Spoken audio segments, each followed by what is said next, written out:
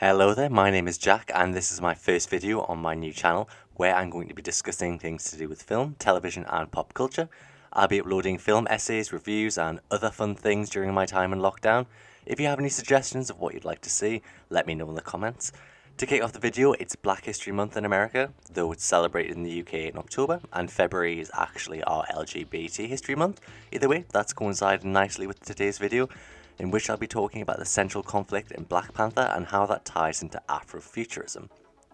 I'm going to be discussing purely what happens in the film Black Panther. I know there's a lot of surrounding information in the comic books, but to reach a reasonable conclusion, I'll be just talking about the film. Please bear in mind that these are my opinions and are open to discussion. Now let's get into the video. In part 1, I'm going to be going through the definitions of Afrofuturism and explain some examples that we see in the movie. So, what exactly is Afrofuturism? The term was first used by Mark Derry in 1933. The text specifies that Afrofuturism is a cultural aesthetic that combines science fiction, history and fantasy to explore the African American experience and aims to connect those from the Black diaspora with their forgotten African ancestry. Now, I'm not entirely sure who wrote this definition for the Tate, but having seen the film Black Panther, I'm well aware of the irony of using its definition. Not all definitions of Afrofuturism are exclusive to African Americans, which is one of the concerns with this definition. Scholar, author and filmmaker Ytasha Womack is a pioneer in everything Afrofuturistic. She clarifies the term in much more depth. In her talk as part of the Sonic Arts Festival, she says it's a way of bridging the future and the past and essentially helping to reimagine the experience of people of colour, which is exactly what Black Panther does. It reimagines the history of the world if the fictional country of Wakanda had exclusive access to a secret resource known as vibranium. We'll get more into that in a bit. Womack also goes on to say that imagining oneself in the future creates agency. Therefore, Afrofuturism is very important today as a part of celebrating black culture and can be a very inspiring form of artistry. I've linked the full video of Womack's speech below. It's a very interesting video, so be sure to check it out. This was recorded before the release of Black Panther, which seems to have sparked a little bit more discussion of Afrofuturism within popular culture. From both of these definitions, we can understand that Afrofuturism links itself on ideas of both the past and the future. Hannah Bleacher, the production designer on Black Panther, created a 500-page Bible on Wakanda, creating lots of hidden details, some of which I'll explore. She tells us in an interview with Brad Gullickson that Wakanda draws on the rich traditions of the diaspora. An article from Marvel.com tells us that Bleacher looked at various African cities in Senegal, Kenya and Uganda to name a few, which inspired the composition of colour. I don't know about you, but with Western cities I don't usually associate them with colour. Many of the buildings were influenced by architect Dame Zaha Hadid, and specifically her designs in Asia. Hadid is commonly known as the Queen of the Curve. Interestingly, the city of Wakanda is centered around the Citadel, which houses the monarchy. The Citadel is circular, differing from the usual rectangular skyscrapers that we see in Western cities, although there is a whole other discourse of upward thrusting phallic structures, which I'm not going to get into. At least, not in this video anyway. The Dongdaemun Design Plaza in South Korea and the Nanjing International Youth Cultural Center in China both seem to have physical similar architectural characteristics to the ornate building on the top of Mount Bishenga. Wakanda is set amongst the mountains inside of a valley. There is a marriage between traditional buildings amongst the new, weaving together architecture from northern and sub-Saharan Africa. For example, this building in Wakanda is very similar to La Pyramide in Ivory Coast. This building resembles the, forgive my pronunciation, the Djing Uerba Mosque in Timbuktu. There are domed roofs on top of skyscrapers and thatched roofs jutting out of various buildings, creating a hybrid of something that's both modern and earthy. Wakanda's capital is filled also with vegetation. It's a literal living city. Its organic ecostructure can be viewed as the Wakandan people existing in harmony with the natural world around them. Wakanda is a utopia and the manifestation of Afrofuturism. This can be applied to the state of equilibrium at the beginning of the film. There is a harmony between technological advancements, but in keeping with traditional values and culture. As Bleacher puts it, Wakanda goes beyond Western ideologies. The film proposes what an African city could have looked like in the present, without the effects of colonization, without extraction of resources, and of course without slavery. Minus the concept of vibranium anyhow, which puts them around 30 to 50 years more advanced than we currently are. There are lots of interesting details about how Beachler designed Wakanda in the articles I've listed below. Now, vibranium is something that the Wakandans have hidden and created an invisible shield from the outside world. They haven't shared their resources with other countries in order to prevent it from being misused. Vibranium is something that can be used for both good and evil, similar to the invention of dynamite, which was originally used for quarrying and excavation purposes. Then its original purpose was hijacked and used to make explosives in war.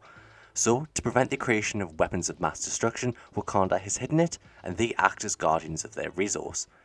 Interestingly, at the beginning of the film, Killmonger's father, Prince N'Jobu, hides the weapons that are going to be used in his proposed revolution behind traditional African artwork and tapestries.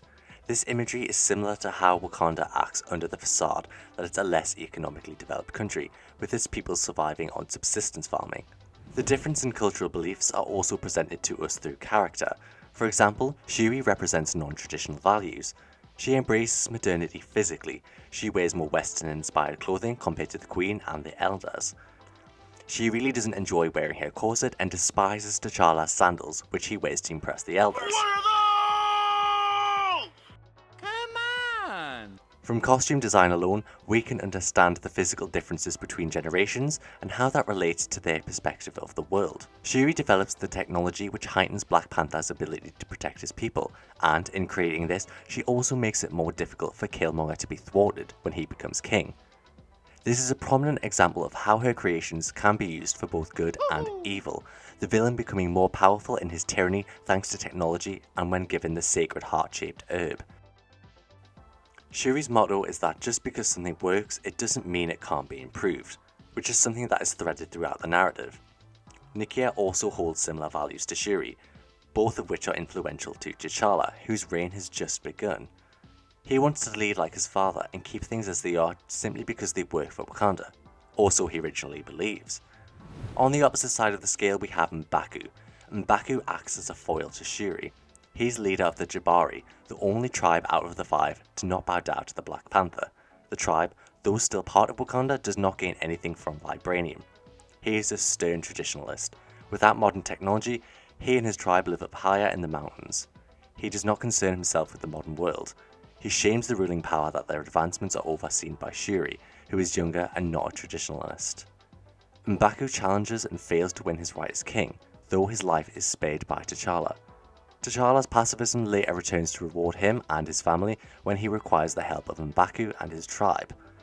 T'Challa does not want to destroy those who refuse to bow down to him, and does not want to reign over the world in the way Killmonger does. T'Challa's pacifism is integral to the plot. He later spares the life of Ulysses Klaue in order to serve justice over personal revenge. Without this, the plot simply would have ended, well, here. Now, for the second part of this video, I'm going to explain how an unchanging tradition allows for the infiltration of Wakanda. Unfortunately for Wakanda, it is within Killmonger's right, even as an outsider, to become king due to the lineage on his father's side. In an archaic way, he presents Wakanda with a peace offering, the corpse of Klaue, whom has evaded Wakanda's justice for decades. Then, through their own system, which is built upon an unchanged tradition, allows for a physically stronger man to win claim to the throne. As T'Challa beat M'Baku, Killmonger wins his role as king. Is there nothing that can be done? There isn't anything that can be done to prevent Killmonger from becoming king, because Wakanda hasn't modernized their way of electing leaders. He rightfully succeeds in becoming champion and the king of Wakanda, at least till we find that T'Challa has survived. Therefore, technically, he becomes a usurper. Because Killmonger has never lived in Wakanda, he doesn't represent what is best for their country, nor has any allegiance to it. Killmonger identifies with some of the teachings of Malcolm X, who Michael B. Jordan studied in preparation for playing the role. After finding his father dead, and with claw marks on his chest, Killmonger continues his planned revolution to arm the oppressed and lead them. Killmonger represents the toppling of power through destruction. T'Challa and M'Baku both have their own masks associated with their tribe, the Black Panther and the Great Gorilla. While not worn in Wakanda, Killmonger does take a mask from the Great British Museum, which is said to be inspired by the Mabedike Igbo masks. According to Yale, these masks are animalistic in appearance and often have large horns. They can be sometimes associated with potentially disorder and destruction. It's rather fitting that Killmonger has a mask that represents this, although it's a shame that we don't see him wear it more often. The word Mabedike literally translates to Time of the Brave, which is maybe how he sees himself. Killmonger, born with the name N'Jaka, suffers for the crimes of his father, and in an ironic, self-fulfilling prophecy, he returns to his father's homeland in want of revenge for his death. N'Jaka is the product of his own upbringing, in a similar way to Malcolm X, who, according to scholar Peniel Joseph, was scarred by racial trauma at a very early age. Even though it was made explicitly clear by Prince N'Jobu that black people are being severely persecuted in America, which is the reasoning for his revolution, King T'Chaka decides to leave N'Jaka there, now fatherless. T'Chaka abuses his power as king and does not discuss the birth of N'Jaka with the elders, and doesn't tell his people how it was him who killed his brother. Therefore, King T'Chaka is instrumental in creating the film's villain. His actions also create a disturbance in the unity of the tribes of Wakanda. T'Challa's confidant W'Kabi mentions that his parents were killed by Ulysses and that King T'Chaka did not seek out justice for their deaths. His resentment for T'Challa's leadership intensifies as T'Challa fails to bring Ulysses back to Wakanda. When Killmonger arrives in Wakanda with a dead claw, W'Kabi changes his allegiance, as he believes that Killmonger is serving justice to Wakanda and its people. Killmonger does not care about fair trials or convictions, but rather in old-fashioned justice of capital punishment and execution. Killmonger strategically manipulates W'Kabi into supporting a usurper. We know through dramatic irony that it was Prince N'Jobu who assisted in Claw's terrorist plot, which killed W'Kabi's parents. In order to prevent embarrassment to the monarchy or resistance to it, King T'Chaka selfishly covers it up. In doing so leads to the usurping of W'Kabi and the Border tribe. When Killmonger takes charge, he changes traditions by ending them. He only sees himself as king now and nothing beyond that.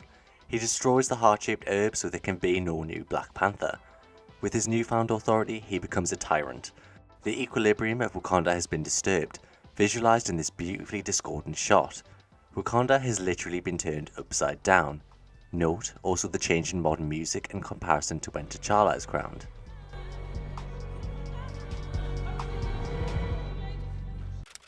For the third and last part of this video, I'll be discussing the resolution and the introduction of a new equilibrium.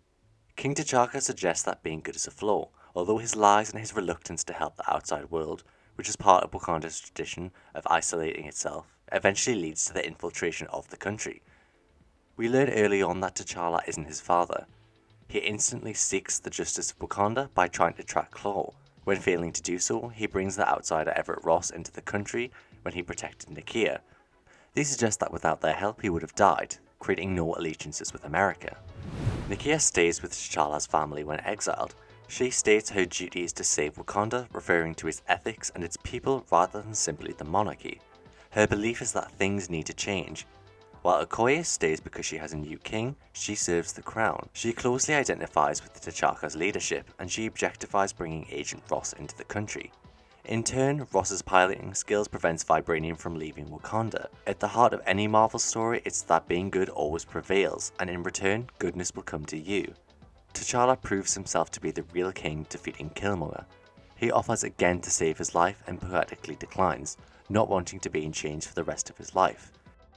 T'Challa makes a choice to be a better king than his father. He doesn't destroy traditions as Killmonger would have. Through advice already given by his closest allies, he adopts Nakia's advice to help the outside world, and Shuri's motto to improve on something that already works.